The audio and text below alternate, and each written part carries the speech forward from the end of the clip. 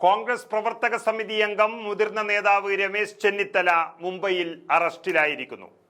സോണിയാഗാന്ധിയെയും രാഹുൽ ഗാന്ധിയെയും കള്ളക്കേസിൽ കുടുക്കുകയും കുറ്റപത്രം സമർപ്പിച്ച് പീഡിപ്പിക്കുകയും ചെയ്യുന്ന എൻഫോഴ്സ്മെന്റ് ഡയറക്ടറേറ്റിനെതിരെ പ്രതിഷേധം സംഘടിപ്പിച്ചതിനാണ് രമേശ് ചെന്നിത്തലയെ മഹാരാഷ്ട്ര പോലീസ് അറസ്റ്റ് ചെയ്തത്.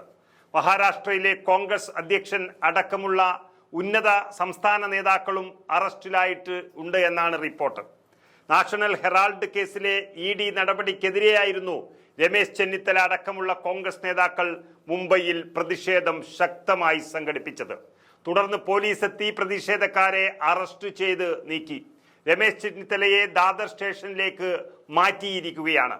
കോൺഗ്രസ് മുൻ അധ്യക്ഷ സോണിയാഗാന്ധി 1-ാം പ്രതിയും മകനും രാജ്യത്തെ പ്രതിപക്ഷ നേതാവുമായ രാഹുൽ ഗാന്ധി 2-ാം പ്രതിയുമായ നാഷണൽ ഹെറാൾഡ് കേസിൽ എൻഫോഴ്സ്മെന്റ് ഡയറക്ടറേറ്റിനെയും കേന്ദ്ര സർക്കാരിനെയും അതിരൂക്ഷമായി വിമർശിച്ചുകൊണ്ടാണ് കോൺഗ്രസ് രാജ്യവ്യാപകമായി പോരാട്ടം ആരംഭിച്ചിരിക്കുന്നത്. സോണിയാഗാന്ധിയെയും രാഹുൽ ഗാന്ധിയെയും ഉന്നമിട്ടത് രാഷ്ട്രീയമായി തകർക്കാനും ഇല്ലാതാക്കാനുമാണെന്ന് കോൺഗ്രസ് വ്യക്തമാക്കുകയാണ്. നമുക്കറിയാം, ഗുജറാത്തിലെ അഹമ്മദാബാദിൽ വെച്ച് നടന്ന AICC സമ്മേളനത്തിനു ശേഷം BJP വലിയ ആശങ്കയിലും ഭയപ്പാടിലുമാണ്. കാരണം കോൺഗ്രസ് അതിശക്തമായി തിരിച്ചു വരുന്നു.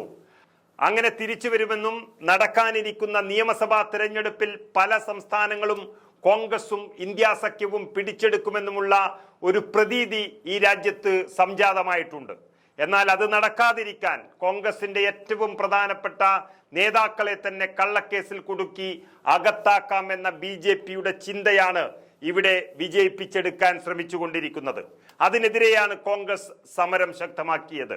അതായത് നാഷണൽ ഹെറാൾഡ് പത്രം AJLന്റെ കയ്യിൽ നിന്നും സോണിയാഗാന്ധിയും രാഹുൽ ഗാന്ധിയും ഡയറക്ടർമാരായ യങ് ഇന്ത്യ കമ്പനി ഏറ്റെടുക്കുകയായിരുന്നു. സാമ്പത്തിക ബാധ്യത യങ് ഇന്ത്യ കമ്പനി അങ്ങനെ തന്നെ ഏറ്റെടുത്തിരുന്നു. നാഷണൽ ഹെറാൾഡ് പത്രം നടത്തിയിരുന്ന അസോസിയേറ്റഡ് ജേർണൽ ലിമിറ്റഡ് അഥവാ AJL സോണിയാഗാന്ധിയും രാഹുൽ ഗാന്ധിയും ഡയറക്ടർമാരായ യങ് ഇന്ത്യ കമ്പനി ഏറ്റെടുത്തതിൽ വൻ അഴിമതി നടന്നുവെന്നാണ് എന്നിട്ടും പറയുന്നതും അതിലാണ് കേസെടുത്തിരിക്കുന്നതും. എന്നാൽ AJLന് അന്ന് 90 കോടി രൂപയുടെ കടമുണ്ടായിരുന്നു. കടം ഏറ്റെടുക്കുമ്പോൾ എവിടെയാണ് കള്ളപ്പണ ഇടപാട് നടക്കുകയെന്നാണ് കോൺഗ്രസ് ചോദിക്കുന്നത്.